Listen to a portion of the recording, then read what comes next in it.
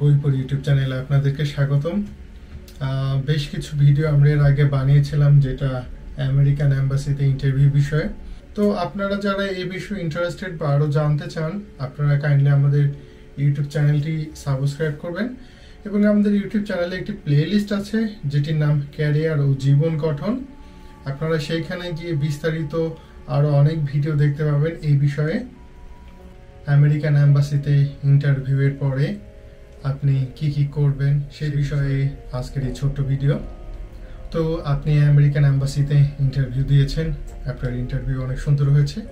Interview সুন্দর হওয়ার পরে যিনি আপনার ইন্টারভিউ নেবেন তিনি আপনাকে শুভেচ্ছা জানিয়ে বলবেন যে উনি আপনাকে ইউএসএ ভিসা দেওয়ার জন্য সিদ্ধান্ত নিয়েছেন এবং এরপরে আপনাকে কিছু ডকুমেন্ট দেবে, যে ডকুমেন্টে লেখা থাকবে পরবর্তীতে আপনাকে কি করতে হবে।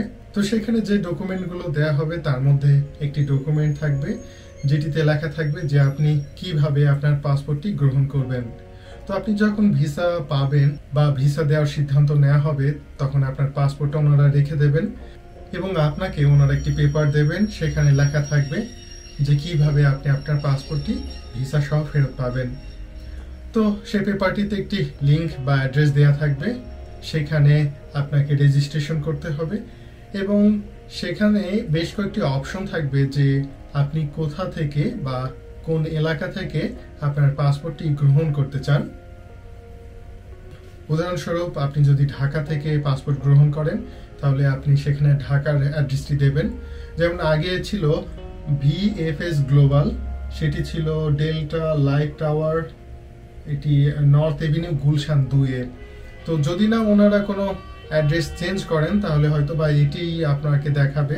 তো আপনার যেখানে সুবিধা হয় আপনি সেই অ্যাড্রেসটি দেবেন বা সেই অ্যাড্রেসটি সিলেক্ট করবেন এবং যেদিন আপনি আপনার ভিসা নিতে যাবেন, আপনার পাসপোর্ট নিতে যাবেন, তো চেষ্টা করবেন একটু আগে যাওয়ার জন্য। যদি অফিস খুলে 9টায়, আপনি চেষ্টা করবেন 8টায় যাওয়ার জন্য, কারণ সেখানে দীর্ঘ একটি লাইন থাকবে এবং অনেকের ভিসা দিন থাকবে সেদিন। তো অনেকেই ভিসা নিতে আসবেন এবং বিভিন্ন দেশের ভিসা হয়তো বা একই প্রতিষ্ঠান থেকে দেয়, তো সেক্ষেত্রে লাইনটা লম্বা হইতে পারে।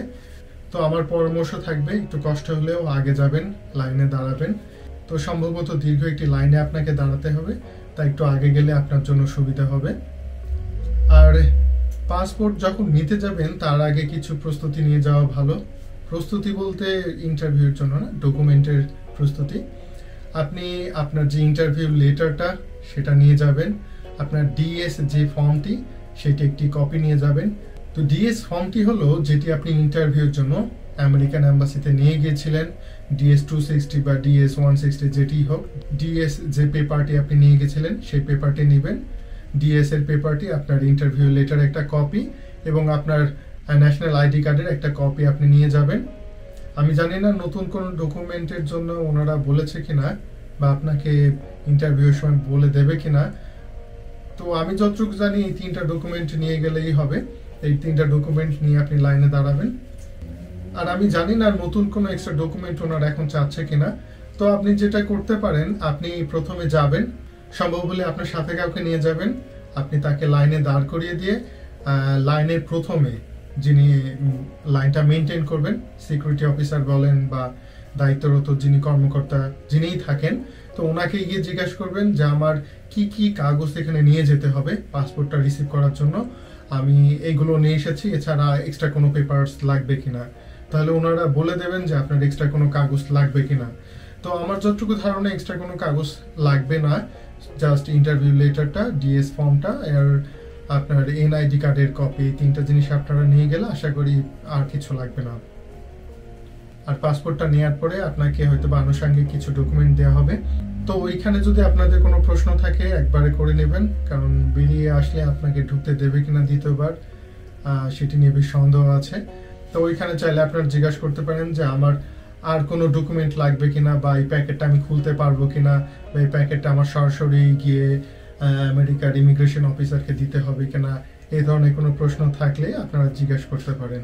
আজকের মতো এই পর্যন্তই। এ বিষয়ে যদি আর কোনো প্রশ্ন থাকে দয়া করে কমেন্টসে জানাবেন।